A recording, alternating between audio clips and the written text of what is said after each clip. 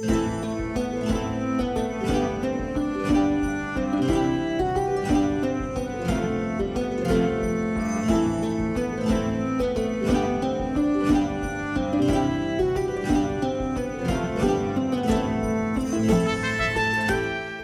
日月藩野井の陣屋は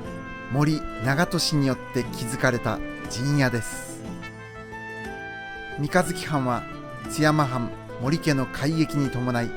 初代森長門が1万5,000石の領地を拝領し、野井野に陣屋を構えたことに始まり、明治まで175年間続きました。整備された物見櫓は江戸時代から続く現存遺構として全国的にも希少な建築遺構となっています。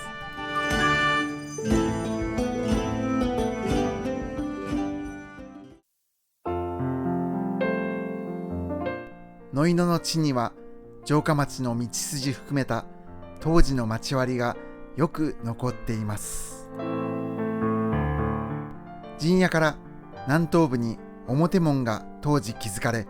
脇には番所があったとされています。明治に入り、陣屋の土地建物群は払い下げられ、表門は西宝寺に移築されたようです。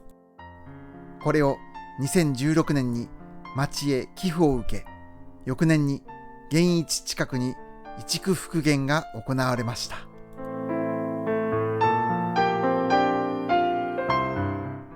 2度の移築を経て故郷の地に帰ってきた門、物見櫓とともに2棟しかない